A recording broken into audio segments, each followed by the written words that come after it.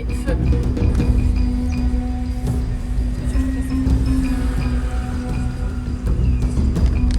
Tu peux passer du coup par-dessus. Tu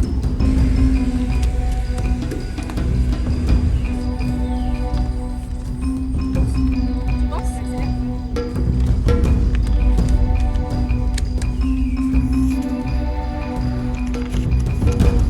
Par contre, il faut pas une deuxième tentative sexy. Alors, je pense en une parce que c'est assez long. C'est pas le mien. Les miens ils sont bouclés. On est foutus. Voilà pourquoi faut mettre des charlottes.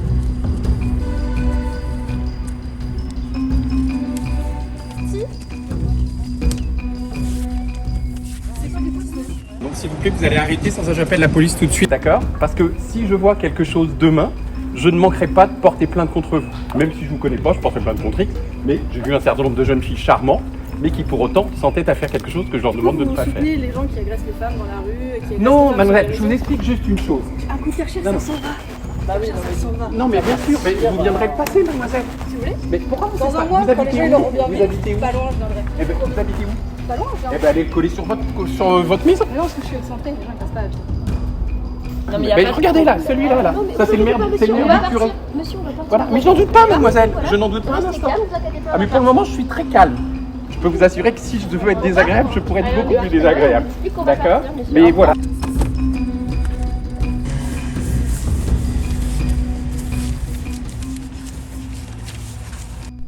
Pourquoi n'a-t-elle rien dit? Pourquoi n'a-t-elle pas bougé? Pourquoi 1, 5, 10, 20, 30 ans après, elle révèle avoir été des victimes. Viol, agressions sexuelles, attouchements, inceste. Chaque année en France, près de 100 000 agressions sexuelles sont perpétrées. Plus de 90% concernent les femmes. Désormais, toutes les heures, 9 personnes sont victimes de viol, soit 205 par jour. Si la parole était nettement moins libérée avant l'arrivée du phénomène mondial MeToo, les victimes continuent de taire leur agression et mettent du temps avant de porter plainte ou d'en parler. Et pour cause, on estime à plus de 10 000 personnes qui ne déclarent pas leur agression. Entre la peur de l'agresseur, la honte, la culpabilité ou encore le risque de parole contre parole, les victimes restent dans le silence. Mais pourquoi restent-elles face à elles-mêmes? Que se passe-t-il dans leur tête? Que dit la loi en matière de plainte?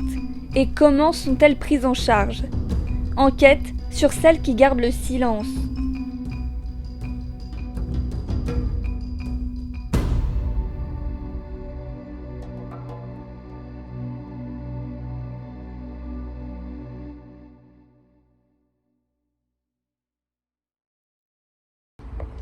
Il faisait faire des remplacements, c'est un grade au-dessus de ce que je faisais, et j'étais responsable de tous les quais là, en fait. Et il y avait des moments, donc il y avait tout un tas de palettes, et en fait, tout était caché, en fait. Donc il me disait, viens voir, il y a un problème. Donc là, sur le dernier, il y a un problème sur les palettes du Cavaillon. Donc on y allait, mais tout était caché par les palettes. Et là, il prenait pour me tripoter, en fait. Tout était calculé. C'est un truc qui me reste encore, parce que du coup, je suis toujours dans l'appréhension. Et j'ai toujours été dans l'appréhension, dans la stratégie d'évitement, et ça me reste. C'est-à-dire que même quand je dois aller quelque part, j'ai toujours de l'appréhension, j'ai toujours peur qu'il y ait quelque chose qui se passe mal, j'ai toujours peur que... Et ça me reste toujours, en fait. C'est absolument destructeur, et c'est peut-être aussi un regret que j'ai de ne pas avoir parlé. Si j'avais parlé avant, je ne serais pas aussi détruite que je le suis aujourd'hui. En 2001, Emmanuelle est embauchée dans une agence de la Poste. Elle n'a alors que 19 ans. Pendant 14 ans, elle subit du harcèlement sexuel de la part de son supérieur hiérarchique, jusqu'à essayer de la violer. Autour d'elle, ses collègues ne disent rien.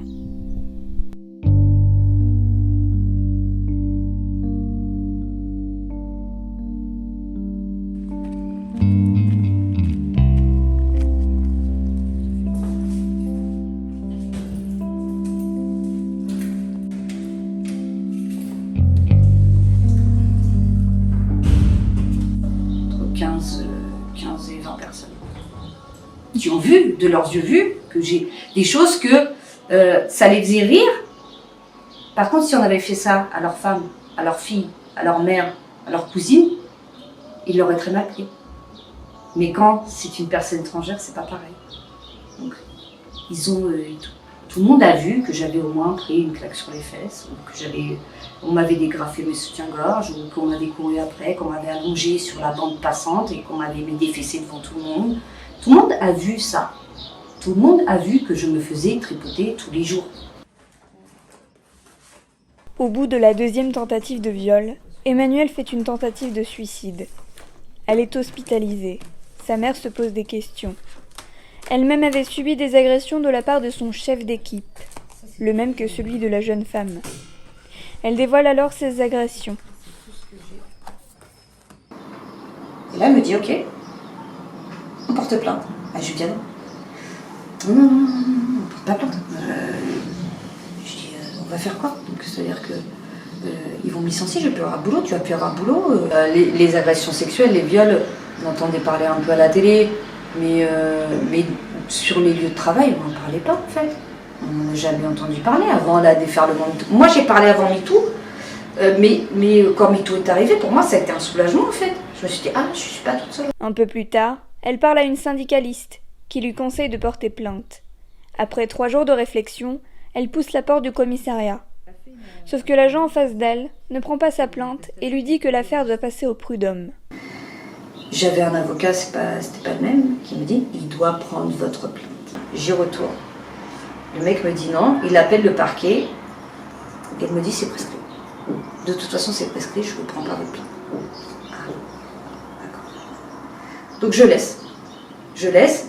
En même temps, la vague MeToo commence à s'ouvrir, et les victimes de Denis Baupin sont entendues, des victimes de 82, 83 jusqu'à 86. On les entend. On se fout de moi en fait. On se fout de moi. Donc on va. Parce que c'est un sénateur, un député, parce que c'est quelqu'un qui est sur le devant de la scène, on peut entendre. Par contre, moi, parce que je suis une petite employée, une petite postière, on ne veut pas m'entendre. Donc j'ai écrit une lettre plainte au procureur. Sans réponse. Je change d'avocat, les prud'hommes. Et en fait, ce qui s'est passé, c'est que une fois que j'ai eu mon verdict des prud'hommes, le prud'homme a fait un signalement au parquet de Paris qui s'est dessaisi au profit du parquet d'Évreux. Et là, j'ai été entendue par la police une première fois. Sauf que le monsieur est tombé malade, je ne l'ai pas revu. Du coup, après, j'ai réécrit au procureur en disant que moi, ça faisait 2 ans que j'attendais, je ne comprenais pas. Donc j'ai été réentendue encore une fois par une autre personne. Et encore une fois, rien. Et après, j'ai commencé à écrire au président de la République.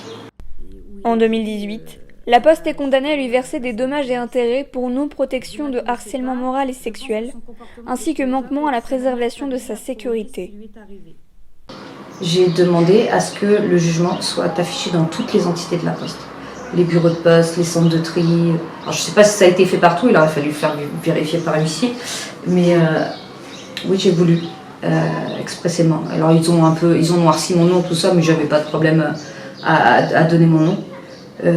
Et je suis très fière d'avoir demandé ça, parce qu'il y a 2 ou 3 femmes qui se sont adressées au syndicat et qui ont parlé de ce qu'elles subissaient. Et ça, c'est ma plus grande fierté. Insomnie, crise d'angoisse, stress, anxiété, Emmanuelle garde des séquelles très prononcées. Les antidépresseurs, ça. Voilà.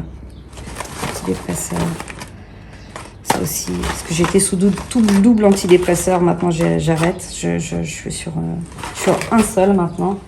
Donc, antidépresseur, anxiolytique,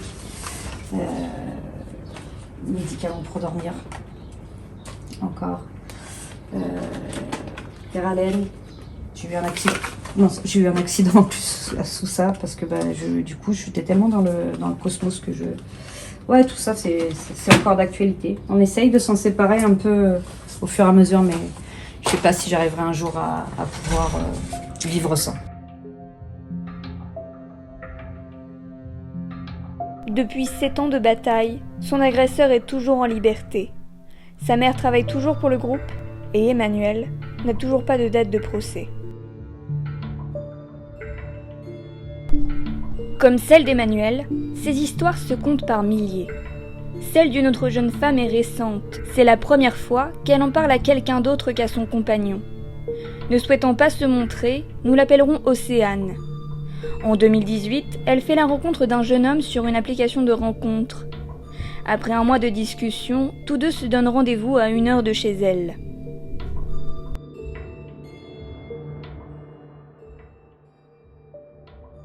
J'arrive sur les coups de 18h à la gare de sa ville. Lui était déjà présent, il m'attendait, il était très bien habillé, très romantique, avec une petite rose à la main, vraiment une attention qui m'avait vraiment touchée. On se balade un peu dans sa ville, on parle un peu de tout, de rien. Et puis à un moment donné, vers 19h, il me dit écoute, voilà, chez moi, j'ai acheté tout ce qu'il faut pour faire un petit apéritif, est-ce que ça te dit de venir chez moi? Donc je lui dis bah pas de souci, on y va, on va chez toi.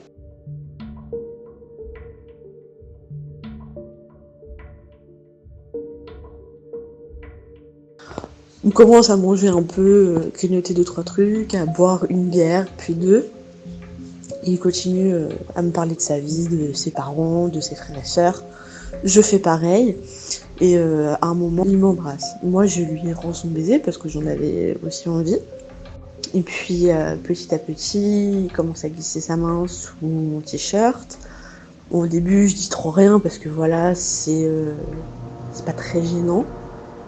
Sauf que à un moment, il descend sa main au niveau de mon sexe. Il commence à me toucher et je le repousse. Je lui dis que non, j'ai pas envie. Voilà, je veux prendre mon temps, j'ai pas envie d'avoir de relations sexuelles avec lui. De là, son visage a changé, mais j'avais une autre personne devant moi. Son regard a changé. Il est devenu très agressif. Donc en un quart de seconde, il a déplié le canapé lit. Il m'a poussé sur le dos. Il m'a retenu les mains parce qu'au début j'essayais de me débattre parce que voilà, c'était l'instinct de survie, j'avais pas envie qu'il m'arrive ça. Je me suis dit ça n'arrive qu'aux autres, ça n'arrivera pas à moi. Il me pénètre très violemment, assez fort, j'ai très mal. Et en fait j'étais tellement choquée et tétanisée par ce qui est en train de m'arriver que je n'ai pas eu la force de me débattre. J'étais complètement tétanisée. Il est allé tellement fort que je saigne vraiment beaucoup.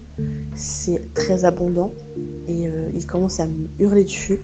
Il me dit t'es vraiment qu'une pute. Regarde ce que t'as fait. T'as taché mon lit. Il est tout neuf. Tu vas me le payer. Et dans son énervement, il me tire par le bras. Ouvre la porte de sa salle de bain, il me jette dans la douche, littéralement, et il allume l'eau, donc l'eau était vraiment glacée, glacée.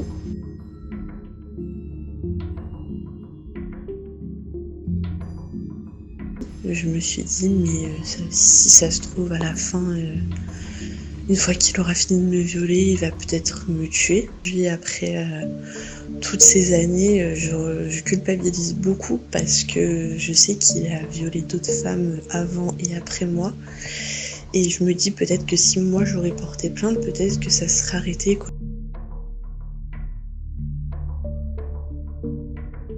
Fallait t'habiller autrement, c'est toi qui as été naïf, t'aurais pas dû y aller. Qui nous prouve qu'il t'a réellement violé? On remet tout le temps en fait la parole des victimes en doute. Et à force d'entendre ça quotidiennement, maintenant une femme ou même un homme, quand on se fait violer, on a tellement honte et on se dit mais personne va me croire, il n'y a pas forcément de preuves. Donc je pense que c'est aussi pour ça qu'on n'a pas envie d'en parler ou qu'on met du temps à en parler à quelqu'un.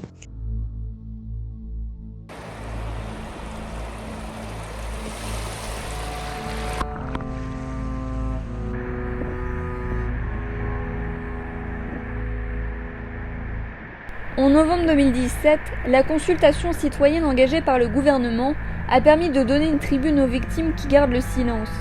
20% d'entre eux citent la honte comme premier frein pour dénoncer ou porter plainte. La honte de s'être fait avoir, d'être non comprise, de ressentir un sentiment d'impuissance. 9% signalent les pressions, les intimidations, les représailles. 8% signalent également la peur de s'engager dans un combat qui va demander beaucoup d'énergie. Enfin, pour 6% d'entre eux, la réception des plaintes est citée comme un autre frein. Mais qu'en est-il du côté de la loi? Comment expliquer cette peur de pousser la porte d'un commissariat? Pour le savoir, nous avons fait appel au maître Angélique Macrel, avocate au barreau de Rouen. En 2021, elle a défendu une victime d'inceste. Selon elle, des blocages persistent pour croire les victimes. La problématique des victimes, c'est que parfois, en fait, c'est leur parole contre la parole de l'auteur présumé, et dans la mesure où la plupart du temps, ce type de fait se passe dans l'intimité, si elles n'ont pas fait de démarche immédiatement après les faits, il n'y a plus de traces matérielles, de traces physiques. Lorsqu'une victime entre dans une gendarmerie ou un commissariat, elle arrive à l'accueil. Et à l'accueil, les policiers ou les gendarmes ne sont absolument pas formés à ce type de questions-là. Donc ils peuvent avoir des réflexions totalement déplacées, de poser des questions pour être certain que la personne veuille faire la démarche. Donc l'indisposer dans le sens « mais vous êtes sûr que vraiment c'est le cas ?» et les personnes se sentent un peu dissuadées d'aller de l'avant et renoncent. Si sauter le pas peut être fastidieux, de nouveaux dispositifs et de nouvelles lois ont été mis en place pour aider les victimes et les rassurer.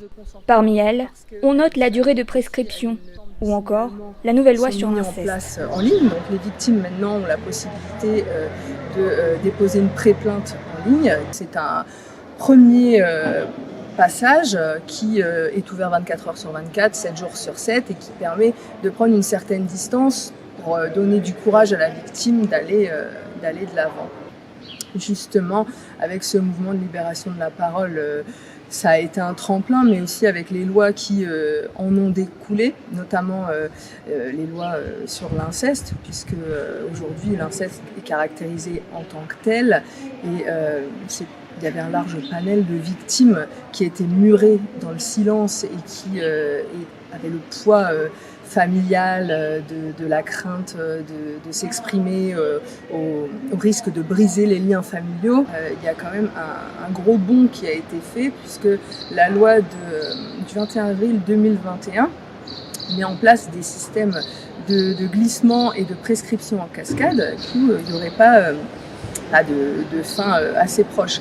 Et il faut préciser aussi que la prescription trentenaire pour les mineurs d'infractions sexuelles est à apprendre à compter de la majorité. Des améliorations juridiques qui puisent leur création sur cette parole devenue plus libre. Depuis 2017, des nouveaux mouvements sont apparus. MeToo, Balance ton porc, l'affaire PPDA. Des actrices, journalistes, artistes, mais également des anonymes, accusent, dénoncent, parlent de leur agression. Partout dans le monde entier, des milliards de femmes déclarent qu'elles aussi, elles sont victimes.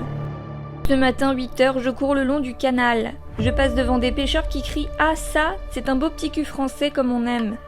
En colère, toutes ces réflexions déplacées dès que nous mettons un legging de course. Dans le métro, un homme 50 ans qui fixe ma jupe et qui lâche à un jeune à côté de moi « À ton âge, je l'aurais violé !» Il a rigolé. Repas de fin de chantier, 30 personnes, 3 hommes. Une viralité que Marie-Jo Bonnet tient à réajuster. Historienne, elle a vécu les grands mouvements féministes des années 70.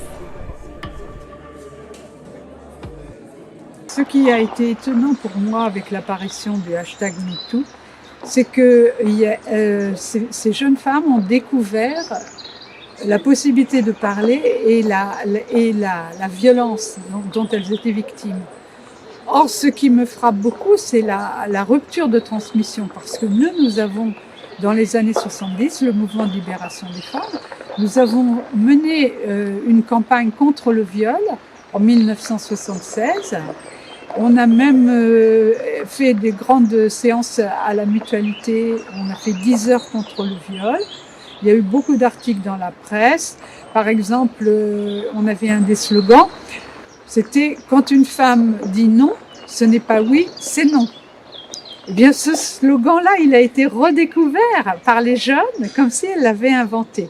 Donc, vous voyez, c'est étonnant de voir que la culture féministe, moi c'est ce que j'appelle la culture féministe, ne se transmet pas, ou se transmet très difficilement. Elle retombe dans l'inconscient, dans l'oubli. Et il faut sans arrêt redécouvrir les combats des femmes. Mais je vous ai rien demandé, je ne sais pas qui vous êtes. Alors vous la bouclez. Vous la bouclez vous d'abord.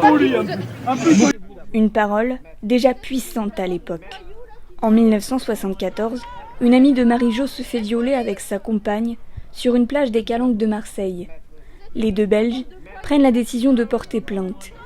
Elles seront défendues par l'avocate Gisèle Halimi. C'est un procès qui est absolument exemplaire, parce qu'il n'y avait jamais eu de procès à propos du viol. Et là, ce qu'il y a de complètement nouveau et original dans ce procès, c'est que les deux jeunes femmes, donc les deux amies qui ont été violées à Marseille, dans les Calanques de Marseille, ce sont deux lesbiennes. Et elles sont féministes. Donc elles ont eu le courage d'abord d'aller voir les flics, de porter plainte, et ensuite d'assumer le fait qu'elles étaient homosexuelles. Or, vous savez que quand on dit qu'elles sont homosexuelles, donc il y a toute l'homophobie qui ressort. Donc c'était un procès à haut risque. Le viol était considéré comme coups et blessures, donc il fallait arriver à ce que le viol soit qualifié de crime contre les femmes. Ça, c'est le premier point. Et le deuxième point, il fallait que le procès ne soit pas dévié par l'homophobie. Et vous ne pouvez pas savoir ce qui s'est passé. Il y a eu des lettres, par exemple, en Belgique. Mais en même temps, il y a eu un grand mouvement de soutien, d'abord en Belgique et aussi en France, parce que nous, comme on les connaissait, donc on a commencé à faire des actions. D'abord des collages, c'est pas une découverte. Le tribunal a été déclaré incompétent et ensuite ça a été jugé pour crime criminalisé. Et il y a une loi qui est passée en 1978. Donc vous voyez, entre 74 et 78, dans ces 4 ans, il y a eu tout un combat qui est victorieux qui a été mené. Et moi, ce qui m'étonne énormément, c'est que ce combat-là des femmes a été oublié. J'ai été très étonnée de lire dans Virginie Despentes, vous savez, elle parle de son viol. Et elle dit qu'il n'existait aucun combat de femmes déjà contre le viol. Or, ça s'est passé bien après. Donc même Virginie Despentes, qui est quand même une référence dans le féminisme des jeunes, dans le féminisme queer, je dirais, bien même elle ne le savait pas. Mais les jeunes d'aujourd'hui, elles ont Internet, elles ont Wikipédia, tout ce que elles ont moins d'excuses que nous, je dirais.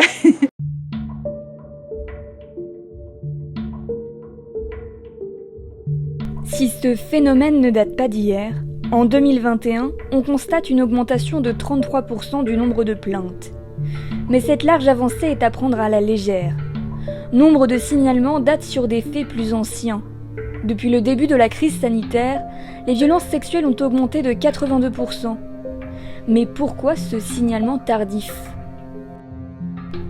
Selon une étude suédoise, 70% des victimes de viol sont dans l'incapacité de réagir. Sidération psychique, dissociation, amnésie. Nous avons voulu savoir ce que ressentent les victimes en demandant à Julie-Christine Duboc, une psychologue qui elle-même a été victime d'inceste par son frère. Pendant 2 ans, ces agressions permanentes se déroulent sans que ses parents ne constatent rien. À l'âge adulte, elle démarre une thérapie qui lui permettra de découvrir qu'elle a également été violée par son oncle lorsqu'elle avait 6 ans. Aujourd'hui, elle raconte son histoire dans un livre, retraçant son parcours de victime. Donc dans mon livre, je cite un témoignage de ce qui peut être le pire en ce qui concerne les victimes d'inceste. Donc je suis sortie de l'amnésie post-traumatique à 51 ans. J'ai été victime de maltraitance toute mon enfance et d'inceste à partir de 3 ans jusqu'à l'adolescence. Mon géniteur m'a violée de toutes les façons possibles avec la complicité de ma génitrice. Depuis 7 ans, tous les viols sont réactivés les uns après les autres et je souffre continuellement le jour et la nuit, sauf quand je parviens à dormir quelques heures. Je ressens des brûlures vaginales, anales, buccales, des coups violents des pénétrations. Mon corps et ma tête qui tapent contre le lit ou le mur, ses mains qui tirent sur mes jambes lorsque j'essayais de me recroqueviller, ses genoux qui immobilisaient douloureusement mes épaules lors des fellations, les ongles de ses doigts qui griffaient l'intérieur de mon vagin, les joues, le palais, toute la bouche meurtrie par son pénis. Tout mon corps est en continuelle tension, je revis la peur, la panique, la terreur, le dégoût, la sidération liée à ces traumatismes. Je suis dépressive, en thérapie depuis ma sortie d'amnésie, Et c'est un combat de chaque jour pour rester en vie. Donc cette personne écrit très bien ce que Claude Janin a appelé les traumatismes chauds. Les traumatismes chauds, c'est tout ce qui est agression dans le corps, dans l'âme. C'est le surplus de stimulus sensoriels. On voit bien une gifle, une claque, ce sont des traumatismes chauds. Et puis, il y a un autre aspect du traumatisme dont on parle pas assez souvent, qui est le traumatisme froid. Le traumatisme froid, c'est tous les manques d'amour, manque de protection, manque de soutien, manque de compréhension que une victime peut trouver dans notre société au moment où elle essaye de chercher un peu de soutien. Et donc, ou quelquefois même dans son enfance où il n'y a pas eu de protection. Des traumatismes que Julie Christine a elle-même vécus. 3 jours après que cette victime dépose son témoignage sur le site de Balance ton port, la psychologue fait de même et raconte son histoire. Il lui aura fallu 12 ans pour écrire ce livre. Je me suis souvenue toujours des masturbations forcées et puis de la première agression que mon frère a fait sur le divan devant toute la famille, mais sous une couverture, mais voilà. Et j'étais sidérée complètement ce jour-là et en fait j'étais persuadée que toute ma famille était complice puisqu'il se permettait de le faire devant toute la famille. Donc à partir de là j'ai été sous son emprise, j'ai été un pantin, une marionnette. Donc je me suis d'abord souvenue de tout ça, ensuite avec le travail thérapeutique, le MDR, les techniques, j'ai réussi à retrouver les tentatives de viol, les viols, les fellations. Mais c'était très difficile d'en parler, ma meilleure amie ne l'avait jamais su. C'était impossible même d'en parler, c'est pas très difficile, c'était impossible. Dans certaines familles encore plus. Parce qu'en fait, il y a des familles où on peut subir l'inceste, mais par exemple par un tonton éloigné, etc. Et la famille proche est présente, protège, même après coup. Mais dans ma famille, voilà, c'était un fait établi, comme quoi c'est comme ça que ça se passe. Ancienne chercheuse au CNRS en mathématiques, ses symptômes post-traumatiques la rattrapent. Ne pouvant plus exercer son métier, elle étudie la psychologie, un métier dans lequel elle trouve tout son sens. Quand une victime subit une agression, plusieurs mécanismes dans le cerveau se mettent en action. Bon, déjà, il y a peut-être un instinct de survie, parce qu'on le sait fort bien, c'est que si vous criez, si vous vous débattez, beaucoup d'agresseurs, beaucoup de prédateurs, ça les stimule encore plus. Et comme le viol et l'agression sexuelle, c'est plus une question de pouvoir sur l'autre, si vous vous débattez, donc vous reprenez votre pouvoir par rapport à l'autre, vous risquez bien sûr de perdre la vie. Donc je crois qu'il y a un instinct de survie déjà à la base. Se protéger, voilà, vaut mieux être violé que d'être tué quelque part, malheureusement. Bien sûr, s'il y avait du monde autour, la personne se débattrait, crierait. Mais on l'a vu, même il y a des viols qui ont lieu dans le métro, dans des trains, et personne n'intervient autour, même si la personne se débat. Donc c'est vrai que il y a une sidération, il y a un instinct de survie, et je crois qu'on se déconnecte en fait. Il y a des personnes qui le disent comme ça, que quand le viol arrive, et ça s'appelle le processus le mécanisme de défense s'appelle la décorporation.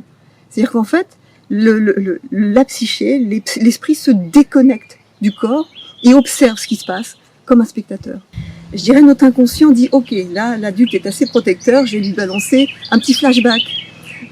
Et puis voilà, c'est une image. Et on se réveille avec un sursaut, ça peut être pendant un cauchemar, ça peut être pendant une journée, une odeur, ou un dégoût en faisant l'amour avec son partenaire. Et hop, c'est des choses comme ça qui reviennent petit à petit. Mais je dirais que le psychisme est assez bien fait parce qu'en fait, il ne fait pas revenir tout d'un coup, parce que sinon on disjoncterait. Des souvenirs qui reviennent d'année en année. Selon la psychologue, 2 problèmes judiciaires persistent. Si vous avez été victime d'un cambriolage ou victime d'un braquage dans une banque, vous n'allez avoir aucun problème pour en parler en sortant. Et personne ne va avoir de problème pour vous en parler aussi, pour savoir ce que ça vous a fait, etc. Mais dans les cadres des agressions sexuelles, les gens considèrent que ça fait partie de l'intime de la victime et donc n'osent pas en parler. Et n'osant pas en parler, la société n'en parle pas suffisamment. La victime elle-même croit que ça fait partie de son intime et qu'il ne faut pas déranger l'autre qui est aussi dans le respect soi-disant de cet intime. Et il ne s'agit pas d'un acte intime. C'est un crime et il faut le remettre sur ce niveau-là et le mettre comme un fait public parce que tout crime est public. Et mon combat, c'est vraiment de faire du crime, de tout crime sexuel, un crime imprescriptible. C'est-à-dire que jusqu'à la fin de sa vie, si on a 82 ans et que là on a envie de porter plainte, on peut porter plainte. Parce que ça fait partie du travail de guérison de la victime, d'être entendue à un moment donné par une autorité.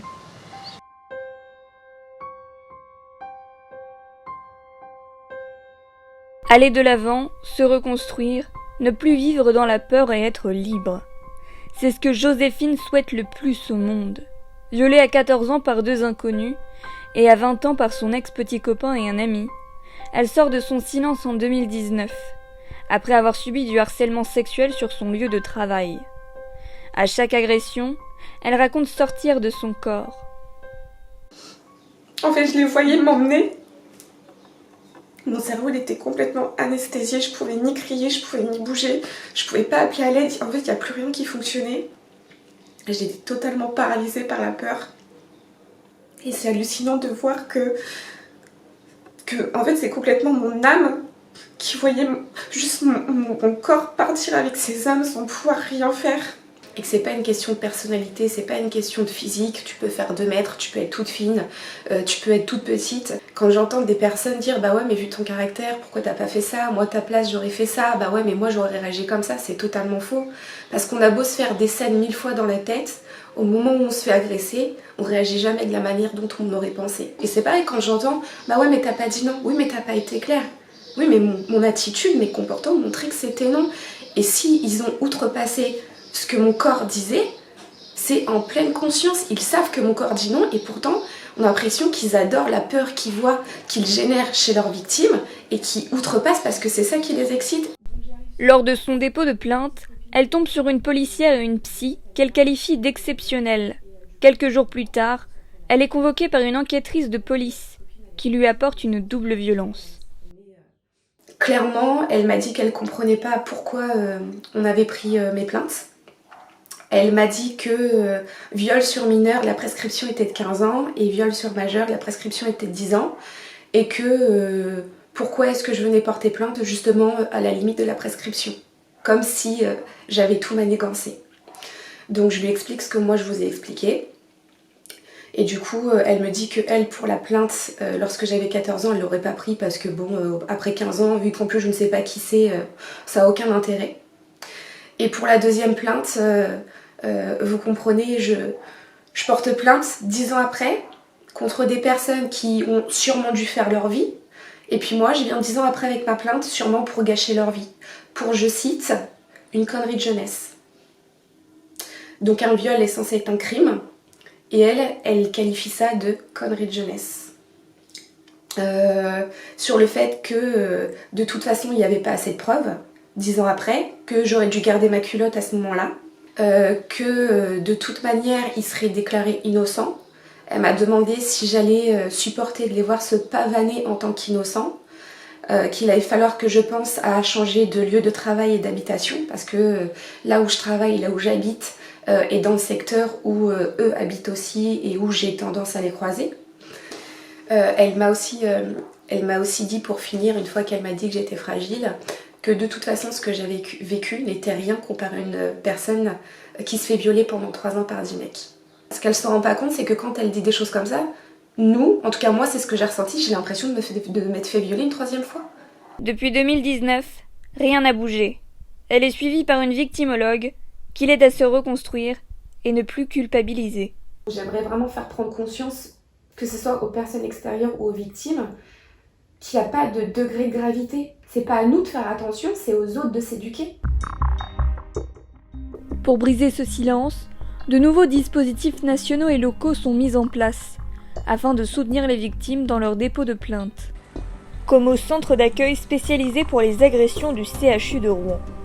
Située aux urgences adultes de l'hôpital Charles-Nicolle, cette maison médico-judiciaire aide les victimes dans la procédure de prise de plainte, l'accompagnement psychologique et les conseils dans leur démarche. D'accord. Vous avez déposé plainte ?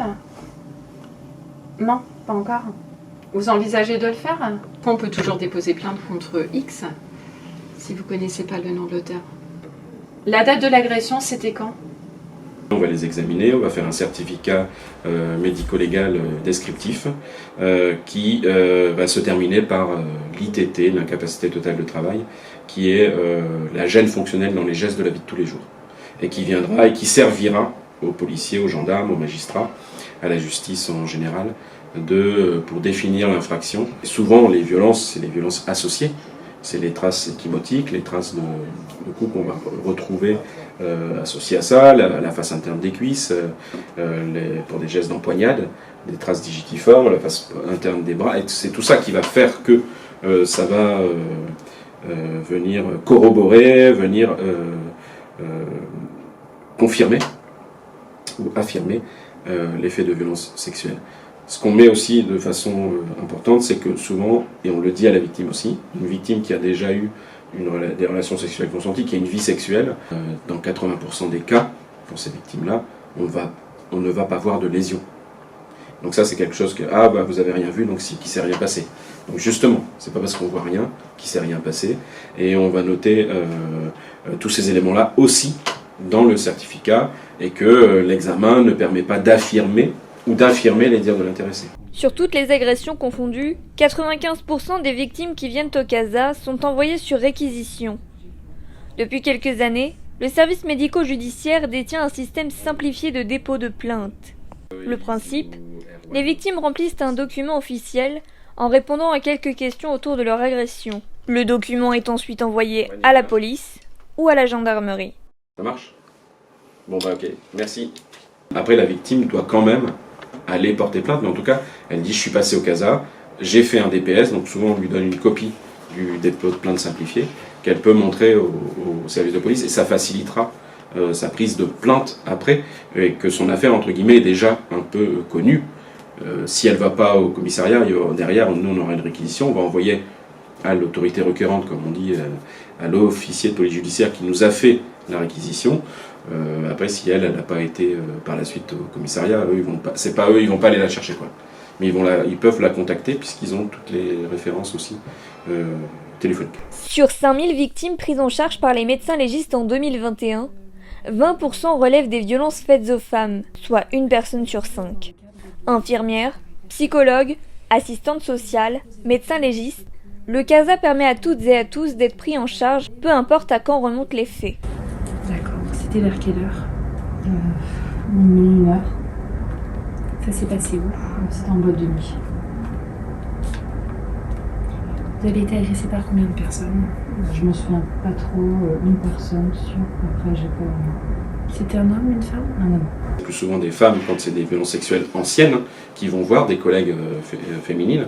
On a la chance ici à Rouen, enfin dans le service, d'avoir un certain nombre de femmes, médecins légistes, et qui vont voir donc ces victimes. Et nous, on va avoir une mission par les services de police ou de gendarmerie pour examiner la victime et faire un examen sur le plan gynéco qui va être fait. C'est un examen, bien sûr, parce que ça m'a déjà été opposé, qu'on ne va jamais imposer. C'est-à-dire que si la victime, on va dire, voilà, il nous demande de vous examiner, si la victime, elle dit, moi ça fait 9 ans, j'ai déjà eu des relations sexuelles depuis, etc. Enfin voilà, moi, victime, je vois pas l'intérêt d'avoir l'examen, c'est tout, on va pas faire l'examen. On ne force jamais personne à avoir un examen, on va pas créer un deuxième traumatisme. Selon le professeur, l'enquête nationale sur les violences envers les femmes en France, réalisée en 2000, a été le premier levier pour adapter la médecine légale aux violences sexuelles. Alors, est-ce que vous pouvez m'expliquer ce qui vous amène au CASA? J'ai subi des violences sexuelles durant mon enfance. D'accord, donc ce que j'imagine, c'est que si c'était pendant l'enfance, il y a eu peut-être une période où vous n'en avez pas parlé. Qu'est-ce qui aujourd'hui vous a amené justement à franchir la porte du CASA? C'était compliqué d'en parler et je ne franchis pas il n'y a pas longtemps. Nolwenn est psy depuis 4 ans au CASA. Pour certaines victimes, c'est la première spécialiste en traumatologie qu'elle voit. En fait, nous, on est plutôt sur des prises en charge pour moyen terme, on va dire ça comme ça, dans l'idée de gérer un petit peu l'urgence, entre guillemets, mettre en place des choses, et puis gérer la crise, en fait, finalement. Et une fois que le temps de crise est passé, parfois, voilà, les quelques entretiens, ça peut suffire. Et puis, parfois, non, il y a besoin d'une réorientation, effectivement, pour du travail un petit peu plus à long terme. Souvent, sur la première consultation, je vais avoir tendance à poser pas mal de questions. Déjà parce que c'est pas rare que ce soit la première fois que que la personne aille voir un psychologue. Donc l'idée c'est vraiment de détendre aussi un petit peu. Les gens savent pas toujours quoi dire, etc. Sont un peu perdus. L'idée ça va être vraiment de les guider dans l'entretien. Souvent je vais demander un petit peu généralement ce qui s'est passé au niveau des faits. Donc il y a des gens qui peuvent l'exposer assez succinctement, voilà. Pour certaines personnes, c'est plus difficile. Donc dans ces cas-là, j'ai pas forcément besoin de tout savoir. On va y aller vraiment petit à petit. Donc ça dépend vraiment au niveau de chaque personne finalement. Sur la manière de faire au CASA, je pense que ce qui est important de rappeler, c'est que le traumatisme, il faut être aussi un petit peu formé sur la question, parce que c'est vrai, quand on va recevoir quelqu'un qui, alors soit peut être en choc parce que les choses viennent d'arriver, soit un petit peu après, l'idée c'est vraiment d'accompagner et d'être très soutenant. C'est-à-dire qu'on va être assez loin souvent de l'image qu'on peut se faire des psychologues où il y a beaucoup de silence et c'est à la personne d'être dans ce qu'on appelle de l'élaboration libre. Sur du trauma, on va pas fonctionner comme ça finalement, puisque ça peut créer aussi beaucoup de difficultés chez les personnes qui ont été victimes. Donc l'idée ça va être plus justement, comme je vous le disais tout à l'heure, de poser des questions, de soutenir et d'essayer de tranquillement de suivre le cheminement bien sûr des patients, parce qu'ils vont pas tous avoir les mêmes besoins, pas tous les mêmes demandes, mais de soutenir vraiment cette élaboration là. On n'est pas dans quelque chose de libre qui pourrait parfois stresser finalement beaucoup plus les personnes.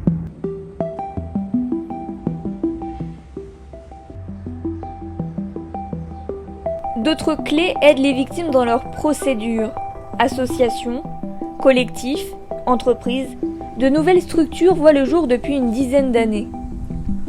À Rouen, une association s'est implantée, Oser le féminisme, une antenne normande qui joue un rôle important dans les procès.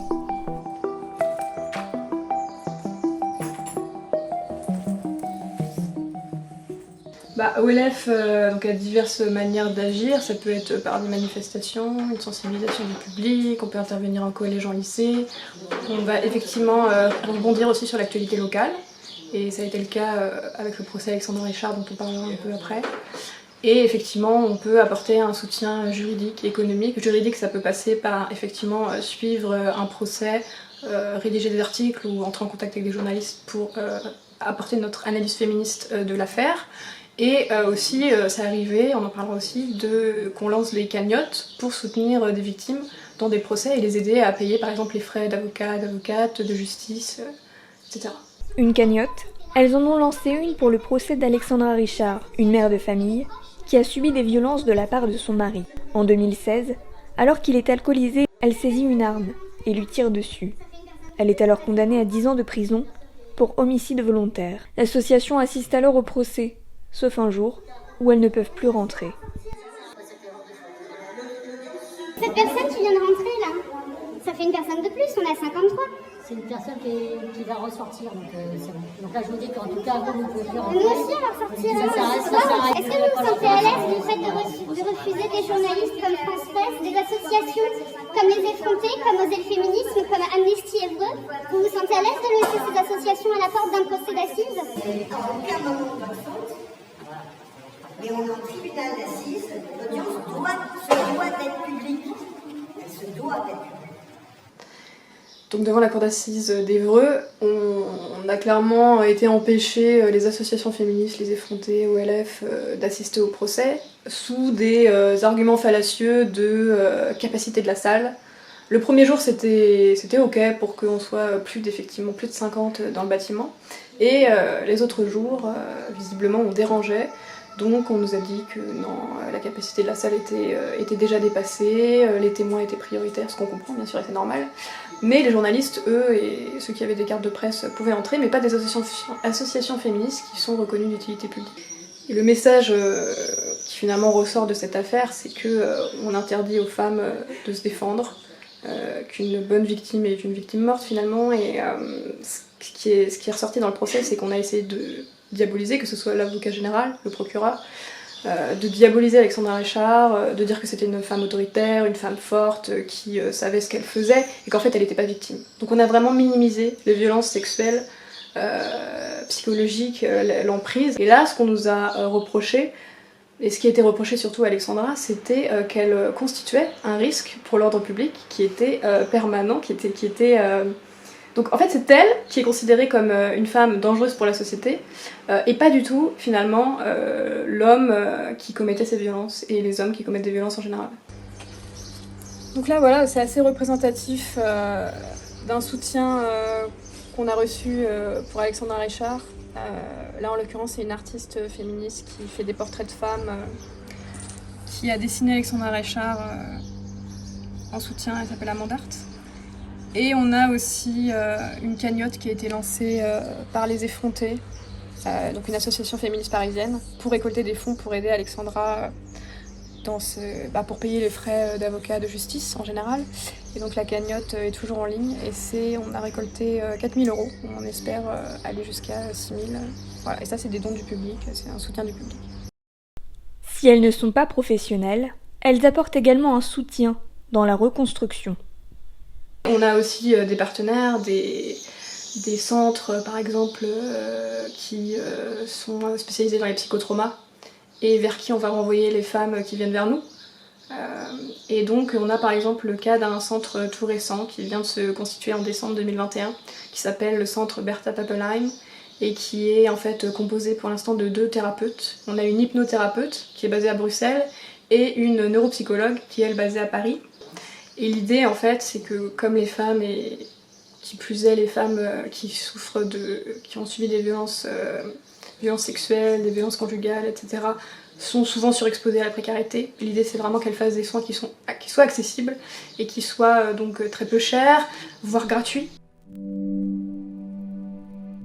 Si les séquelles perdurent, les victimes obtiennent gain de cause et voient leur agresseur incarcéré et peuvent enfin commencer une reconstruction. C'est le cas de Manon, 27 ans. L'année dernière, la jeune femme a fait face à son agresseur au tribunal de Rouen. Incestée à l'âge de 7 ans, avec sa cousine et son frère par son oncle, elle mettra 7 ans pour en parler à sa mère. Elle m'a dit on garde le secret, on ne dit pas à ton père, on garde ça pour nous. Parce qu'en fait, on me faisait ressentir que si je le disais, ça allait apporter des problèmes à la famille. Qu'en gros, ça allait faire éclater des tensions, qu'il y aurait des soucis, etc. Donc non, j'ai gardé le secret. Ouais. Justement, après le procès, je lui ai posé la question du pourquoi elle avait gardé le secret tant de temps. Et elle m'a dit, je sais pas, je pense que j'avais trop honte. Et en fait, elle a vu mon évolution se dégrader, etc. Et elle me dit, je m'en veux de rien avoir dit, mais voilà, j'étais bloquée. Et ça, je comprends toujours pas aujourd'hui parce que, Il aura fallu 9 ans à Manon pour passer à la barre. Le 10 juin 2021, son agresseur est condamné à 8 ans de prison ferme. Ce procès est un véritable soulagement pour enfin vivre, comme elle le dit. D'ailleurs, elle s'est fait tatouer le palais de justice sur la poitrine quelques mois plus tard. Mes amis m'ont offert de l'argent une enveloppe pour pouvoir le faire. Donc c'est écrit Take Time parce que ma thérapeute me disait toujours de prendre le temps. Parce qu'il fallait pas aller trop vite, il fallait faire les choses par étapes. Et donc c'est vraiment devenu ma devise. J'ai fait les choses que j'avais envie de faire, j'ai pas fait les choses que j'avais pas envie de faire. Et j'ai dit à tout le monde que en gros c'était mon 2e anniversaire, parce que vraiment c'est là où j'ai démarré ma nouvelle vie. Parce que durant ma thérapie avec ma psychothérapeute, elle m'a expliqué que tout ce que j'étais avant ce procès, avant de comprendre que ce qui m'était vraiment arrivé, que c'était grave, que j'étais une victime, etc. Et elle m'a fait comprendre que avant j'étais un petit peu façonnée en fait, façonnée par tout ça. C'était les conséquences de ce qui s'était passé, de mon traumatisme, etc. Et en gros, j'étais pas vraiment moi-même, quoi. J'avais pas pris conscience de qui j'étais. J'ai plus honte et vraiment ce qui m'a aidée c'est de parler. Donc si je pouvais véhiculer un message, ce serait ça, c'est que pour se libérer, il faut parler, même si on a honte ou si on a des appréhensions par rapport à ce que peuvent penser les gens. Au final, on ne sait pas vraiment ce que peuvent penser les gens. Parce que moi, j'ai commencé à parler sur Internet, sur les réseaux, et j'attendais rien des gens. Et au final, j'ai eu des messages, des centaines de messages de soutien. Et ça m'a vraiment aidée. Et je pensais pas avoir autant d'encouragement et de soutien. Ouais, pour pouvoir avancer. Et ça m'a vraiment aidée. Je me suis dit pourquoi je l'ai pas fait avant. Parce que j'aurais peut-être évité la dépression à cet âge-là, ou j'aurais peut-être évité aussi d'être aussi infecte avec mon entourage, mais avec des si on refait le monde. Avant le procès, Manon alternait entre des petits jobs. Agressée sexuellement par un de ses employeurs, elle suit une thérapie pour vaincre sa peur du travail. Elle découvre alors qu'elle a un syndrome de stress post-traumatique, 20 ans après. Il y a eu beaucoup de travail sur moi-même, sur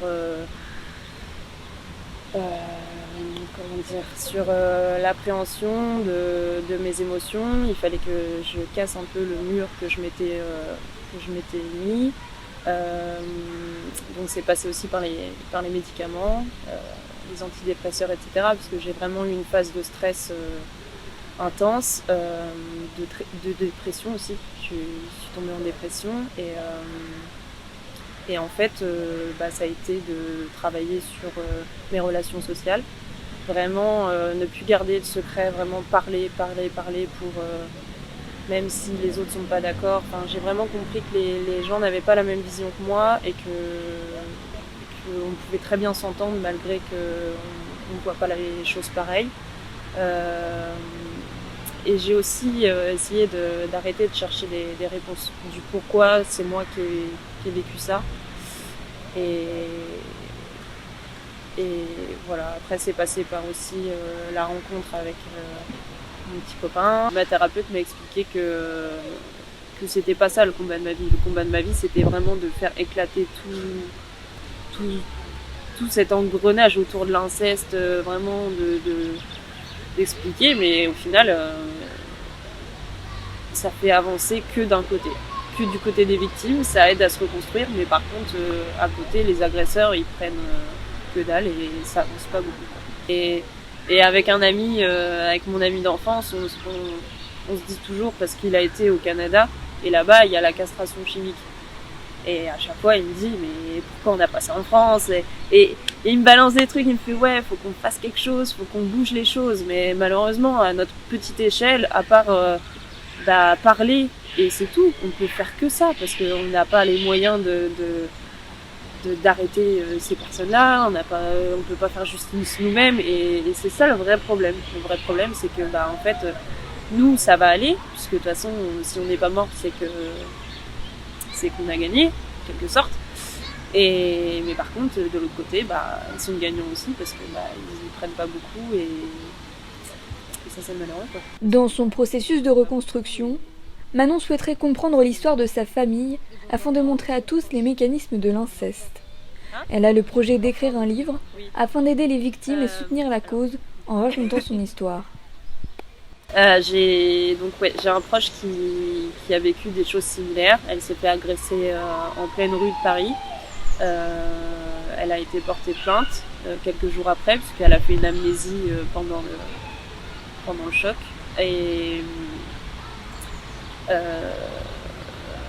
elle a fait son dépôt de plainte et elle n'a pas été orientée vers un centre de victimologie ou de thérapeute, pour l'aider vraiment à se relever face à ça. Et là, à l'heure d'aujourd'hui, l'enquête n'a pas avancé. Ils n'ont pas retrouvé la personne. Donc en fait, elle est livrée à elle-même et en gros, elle peut pas vraiment avancer comme j'ai pu faire moi. On a l'impression que c'est un peu banalisé à se dire, en fait, tout le monde vit ça et c'est pas grave. Enfin, je veux dire, c'est pas... Voilà, t'en es pas morte, donc c'est bon. Et en fait, voilà, le problème c'est que c'est même dans la politique, partout, les gens puissants, ils se permettent tout et ils sont pas punis. Donc les gens ils disent bah vas-y, je vais le faire. De toute façon, on risque quoi, 8 ans et c'est tout quoi.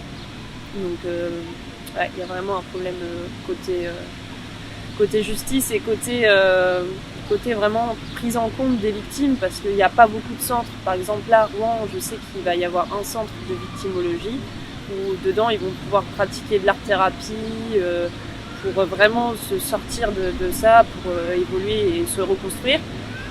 Mais autrement là, il ouvre à Rouen, mais avant il n'y en avait nulle part à part à Paris. Et ça, c'est pas normal. Normalement, tous les gens victimes devraient passer par la case plainte et après être dirigés vraiment vers quelque chose qui les aide et qui soit soutenu, quoi. Parce que bah en fait, tu vis quelque chose comme ça, tu restes dans le silence et t'avances pas.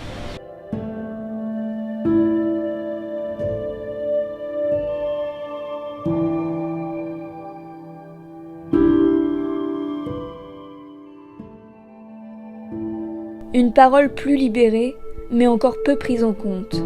En France, plus de 80% des affaires de viol et agressions sexuelles sont classées sans suite.